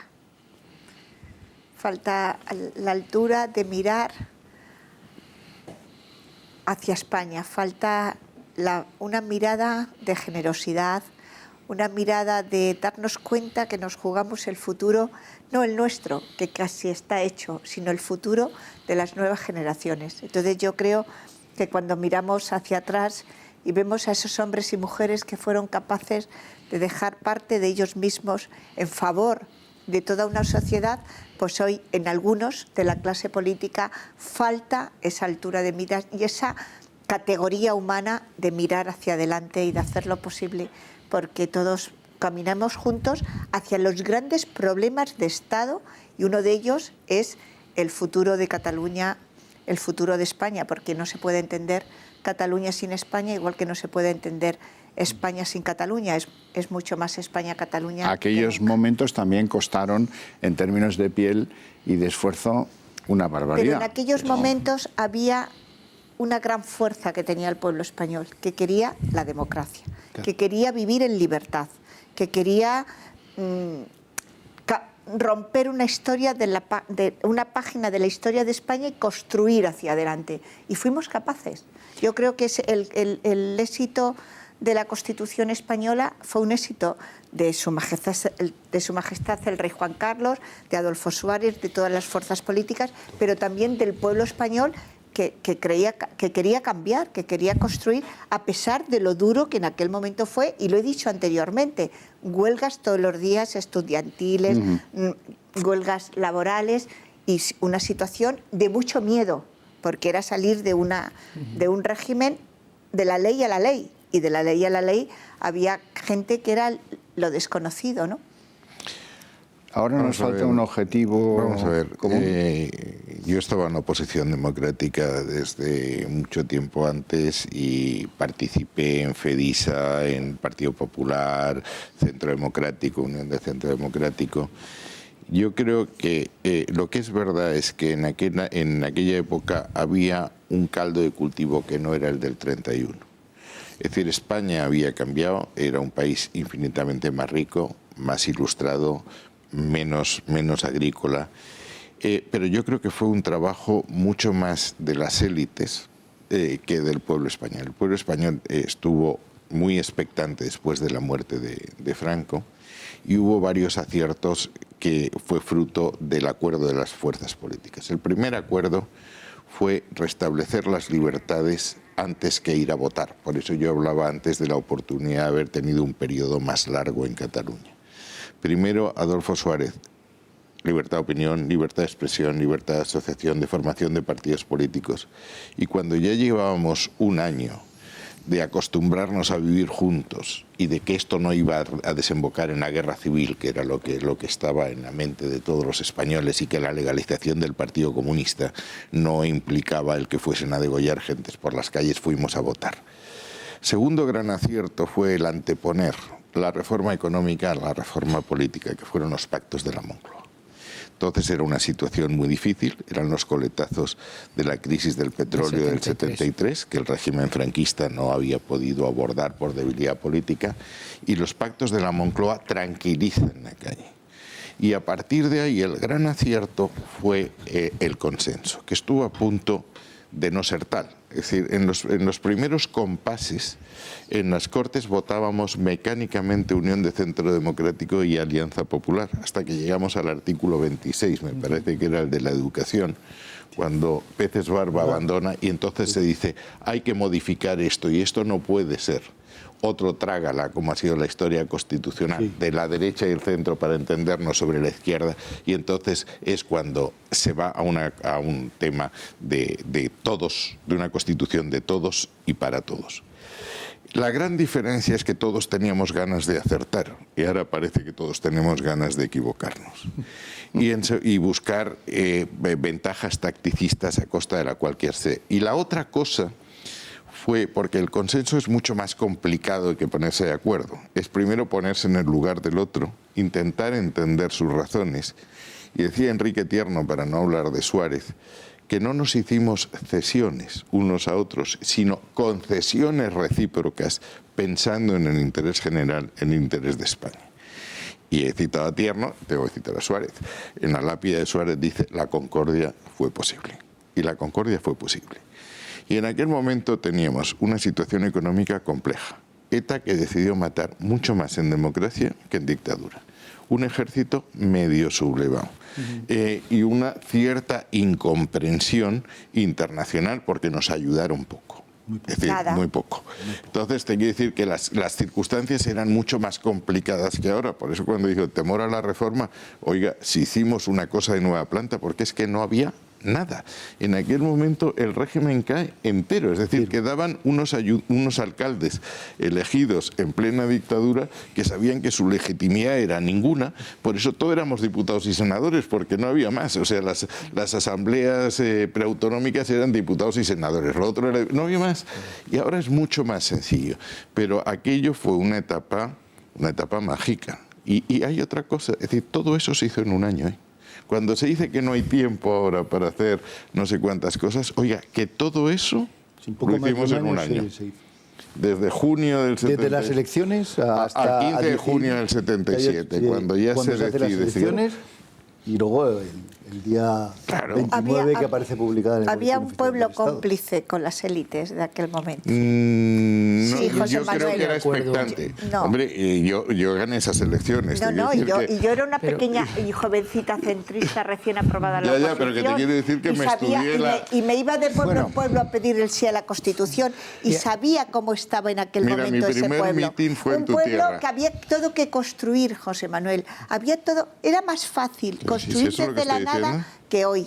¿Cómo va a ser más fácil? A lo mejor durante ese año el pueblo español se convenció de que lo que ese abrazo que se daban algunos... El primer mitin que di me pidió Pío Cabanillas que acompañase a un señor que venía de Bruselas, que era funcionario, y nos fuimos a las Pedroñeras a dar un mitin. Las Pedroñeras, y que, ya te digo, era un funcionario de la comisión, explicaba muy serio que si ganaba UCD íbamos a entrar en la CEE y la OTAN. Y cuando salíamos le decía un labriego a otro, con perdón, dice, ¿de dónde ha dicho el cabrón este que nos quiere meter?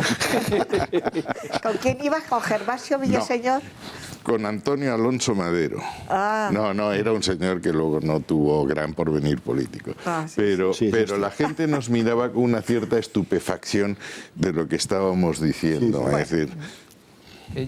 Yo sí que estoy de acuerdo con Carmen de que en aquella época la sociedad española sí tenía bastante, sobre todo tenía hambre de que llegase la democracia, ¿no? Y los tres pilares... Libertad sin ira. Sí, la libertad sin ira, efectivamente, se define muy bien con esa frase. Y yo creo en paz mi hembra y la fiesta en paz. Los tres pilares sobre los que se articuló ese régimen del 78, que fue una jefatura de Estado decidida a cambiar las cosas. Eso fue. Yo creo que fue también una sociedad que tenía un hambre porque la democracia llegase y unas élites que efectivamente organizaron todo aquello. Delante. Yo creo que ahora el pueblo sigue estando ahí, sigue teniendo ganas de que nos adaptemos, de que el régimen funcione, porque hemos asistido en los últimos tiempos a una degeneración del régimen con la corrupción de la que hemos hablado, pero yo creo que los partidos políticos mayoritarios, que son los que tienen que articular una sociedad, creo que deben reflexionar y hacer un ejercicio de autocrítica para seguir siendo esos pilares fundamentales de nuestra democracia. Creo que hay una jefatura de Estado que la ha demostrado, ha tenido ocasión de demostrarlo hace bien poco, y lo que creo que falta son esas élites que encaucen esos bueyes que tienen del carro para que se produzca esa renovación de la democracia que es tan necesaria en eso. ¿Pero cuáles son los mensajes que se están transmitiendo ahora en la precampaña electoral en Cataluña? Odio. Y enfrentamiento. ¿Qué tipo de sociedad estás proponiendo? ¿Qué tipo de renovación estás proponiendo? ¿Qué idea hay? Ninguna. Bueno, no, sí, no, ninguna no, hay una. Nosotros solos y no queremos saber nada de esto. Bueno, eso sí que... Y nosotros queremos mantener España, y ya. Bien, y ya, no hay nada más. Por tanto, no hay nada más. No hay más aportaciones. Ninguna cosa nueva se está ofertando. Mientras lo que ocurre es que en el proceso de la transición y el proceso de la elaboración de la Constitución, no voy a decir, y en ese sentido yo creo que el pueblo no se dejaba ver, sino que había ciertos sectores de la población que sí estábamos interesados con una idea de cambio político. En la universidad sí se vivía continuamente, en ciertos ámbitos se vivían esas experiencias y se trabajaba seriamente por llevar a cabo un proceso de transformación de la sociedad. Lo que sí hay que reconocer que había un sector de la población, como tú bien has dicho, de élites, que muchas veces no habían participado del poder político, sino que habían estado en la oposición y que se dan cuenta de la responsabilidad que tienen a la hora de tener que transformar ellos la sociedad. Pero el Centro Democrático, que tú conocías bien, estuviste con Íñigo Cabero, en toda España éramos 2.000 militantes, sumando todos los partidos. Partido Popular, sumando los liberales de Garrigues, los de Camuñas, los sociales. Claro, que son los que formaron UCD. 2.000. Y hubo que buscar los candidatos pueblo a pueblo con criterios muy pragmáticos. Yo me recorría con Juan Carlos Guerra Zunzunegui y decía, hay que buscar al farmacéutico que habla con mucha gente. Entonces llegabas al médico del pueblo, al otro, el de más allá. Usted quiere ser candidato. Entonces la gente te miraba estupefacta diciendo, ¿con ustedes quiénes son? ¿no? Sí, eso fue así. Igual que hubo gente maquinaria que tienen los partidos políticos. No, es que el problema es que ahora se ha profesionalizado la clase política. También, mientras que hay una sociedad donde la gente altruistamente se daba cuenta, se daba a todo el mundo y no necesitaban nada. Es decir, que yo digo lo que me parece, y si no le gusta, lo daba gratis su tiempo y su dinero. Eso es esa devaluación, ¿no? Esa añoranza de esas clases políticas que venían a la política pues con el ánimo de prestar un servicio durante un tiempo. Y luego pues se retiraban a su despacho, a su actividad central. La posibilidad de hacerlo. Que usted no me quiere poner en unas listas, ¿quiere usted algo para Javea? Buenas tardes. Y sobre todo había gente que llevaba una mochila. Yo me incorporé a la vida política, siempre tuve esa inquietud de servir y servir. Y yo me incorporo como parlamentaria en el año 2000, cuando yo ya llevaba 25 años siendo funcionaria de la Administración Civil del Estado y ocupando distintos cargos de responsabilidad. Porque tenía una mochila. Hoy, desgraciadamente, simplemente con tener la licenciatura en Derecho o en otra licenciatura, en el mejor de los casos... Eso tirando mucho. Luego hay los que están estudiando. Sí, también. Cursó algún año de Derecho, que eso es lo más común. Hay una cantidad de aparatos del partido que han llegado a lo más alto, que en fin, que no quiero asustarle. Nos vamos a ir a publicidad, volvemos en unos minutos y le doy la palabra a usted, Murillo. Muy bien. Encantado.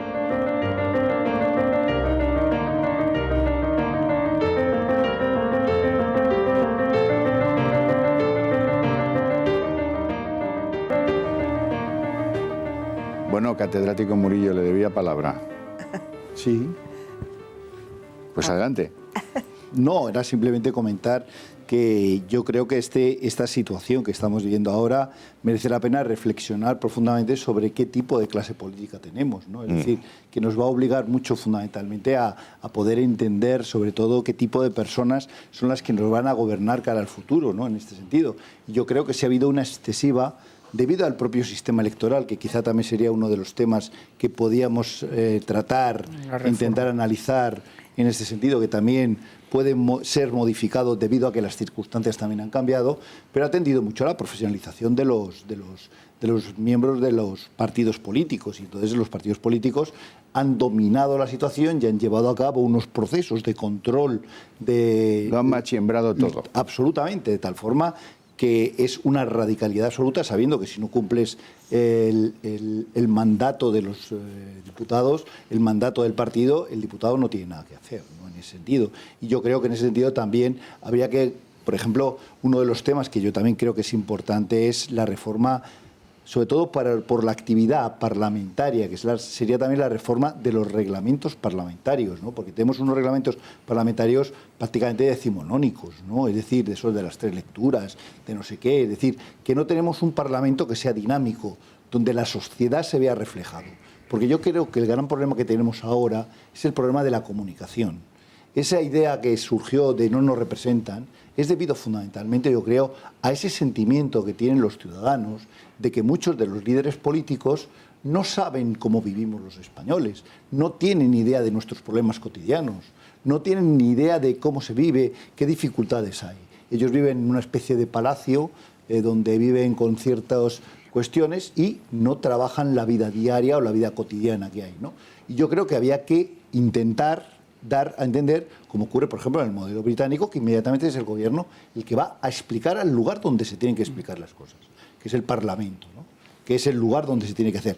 Yo creo que si se hubiera modificado el Senado y se hubiera permitido que los presidentes de las comunidades autónomas pudieran hablar libremente cuando ellos quisieran en el Parlamento, no como ahora que está la Comisión General de las Comunidades Autónomas, que hay que invitarles, y que ellos pudieran tener un mecanismo de dialogar directamente con el órgano central y haber mecanismos de comunicación, el tema de la financiación se podía haber resuelto perfectamente, dando ese juego al Parlamento.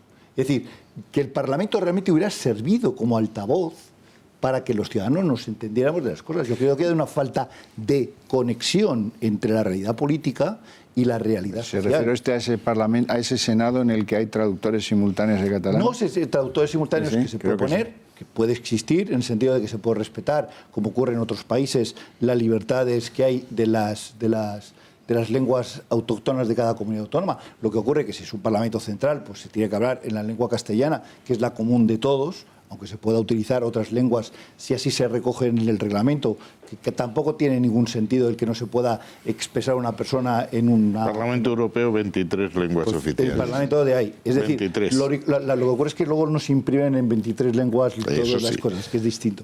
Pero sí hay ese tema. Es un tema... Pero el problema, perdona, es que tú no puedes hacer una pregunta sin el visto bueno del portavoz. Hombre, efectivamente. Es decir, si tú dices qué pasa con la desviación de Benissa del 332, tienes que pasar por una comisión técnica o no sé qué. Claro. Entonces, claro, es decir, no es que no sepas que necesitas una desviación en Benissa, es que no te dejan llegar a preguntar sobre el sistema. Entonces, es por eso lo que digo, que en ese sentido se ha inconceptado mucho la labor y sobre todo la labor del diputado. Es decir, el diputado en este sentido ha perdido el contacto y entonces simplemente con sus representados, y se puede decir que no es que significa que haya un mandato imperativo, ni mucho menos, pero yo creo que ha faltado ese mecanismo de relación que hemos hay. Hemos ido de un extremo a otro. Es decir, claro, en UCD, que yo llevé el grupo parlamentario en la última etapa, cuando ya estábamos en plena descomposición, yo siempre recuerdo que mi antecesor, que era Antonio Jiménez Blanco, la vez que venía un diputado que era de Granada, decía, me voy a ir, dice, ¿dónde te vas a ir? Dice, al grupo mixto, dice, pero más mixto que el nuestro.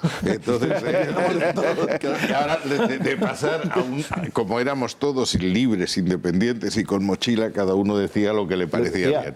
Y entonces se ha pasado a un extremo contrario a lo que llamaba Ortega la mayoría de cemento. Y entonces, efectivamente, claro, es que es un argumentario cerrado, todo es previsible, por eso nadie sigue un debate parlamentario. Nadie, es aburridísimo. Es claro, es decir, es que el centro de la vida política ha pasado del Parlamento a la televisión, que es donde puedes explicar tus ideas con una cierta Sí, bueno, eso los que son de pensar en libertad, que luego hay los que eluden ir a según qué platos de televisión para no tener que deshacerse de la incómoda chuleta esa en la que viene escrito el argumentario. Voy todos los jueves a Cataluña Radio a pelearme con todos los separatistas. Eso es, todas las mañanas. O sea que el valor se le supone, ya está. Yo como soy descendiente de un laureado individual.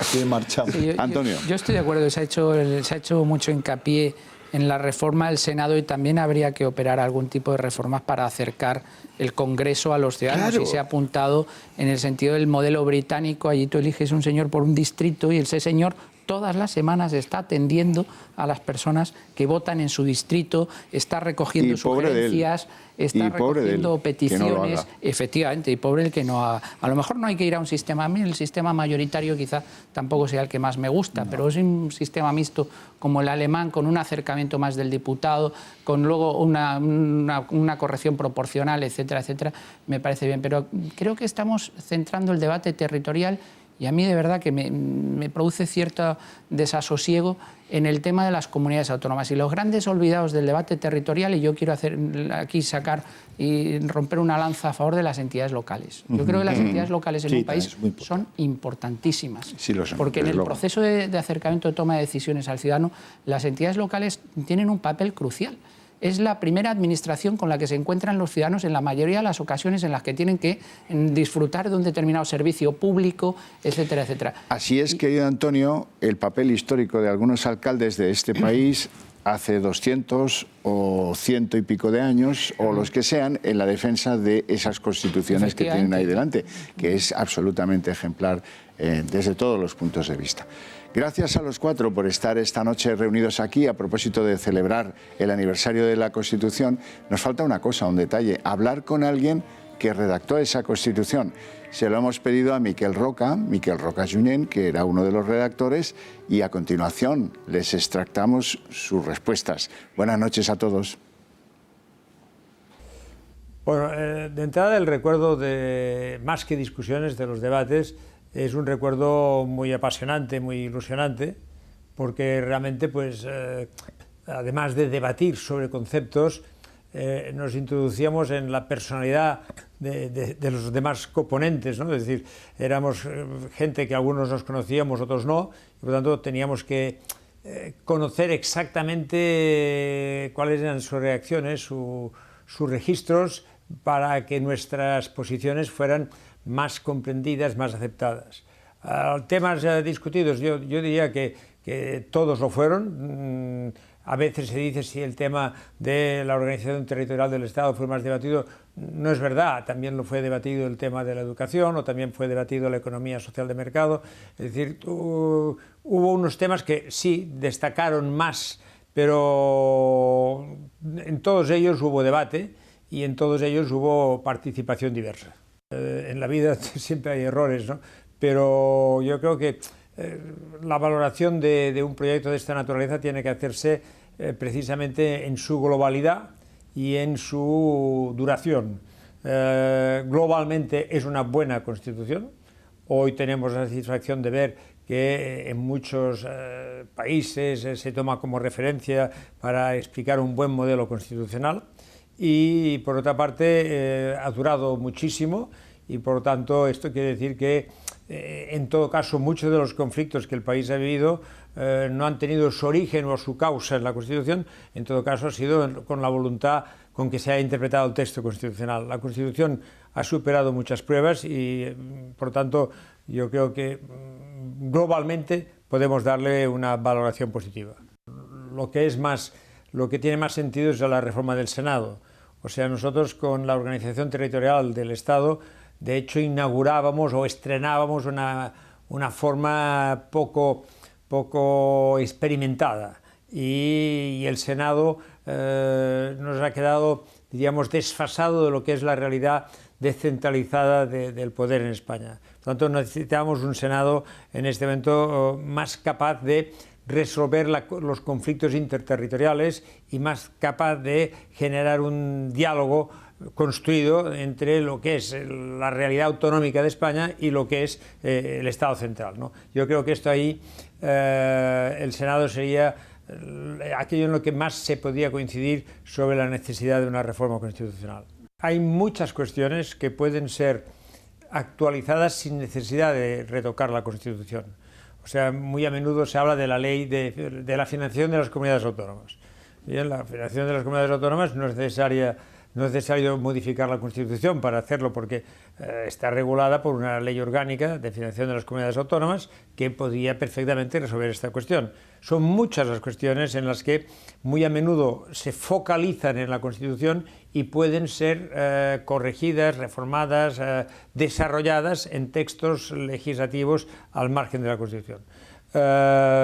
Yo creo que a la hora de la verdad, si se procede a examinar la Constitución, encontraremos pocos puntos en los que haya urgencia de reforma. Otra cosa es que pueda gustar, pueda ser conveniente, pueda simbolizar una nueva etapa en la vida política del país, pero urgencia, para mí, la del Senado es la que tiene mayor justificación. Yo creo en el consenso desde un punto de vista personal, pero es que la Constitución se hizo desde el consenso y, por lo tanto, es muy difícil reformar la Constitución que fue objeto de consenso al margen del consenso. O sea, necesitamos encontrar, diríamos, amplias mayorías políticas y sociales que den apoyo a la reforma constitucional. Por lo tanto, la Constitución fue aprobada por una abrumadora mayoría de los ciudadanos de este país. Por lo tanto, tiene sentido que ahora la reforma no se quede coja, no se quede cortita, mediante una reforma que fuera apoyada muy cicateramente por la ciudadanía. Por lo tanto, necesitamos de una reforma que complemente la Constitución desde el mismo consenso que lo hizo posible.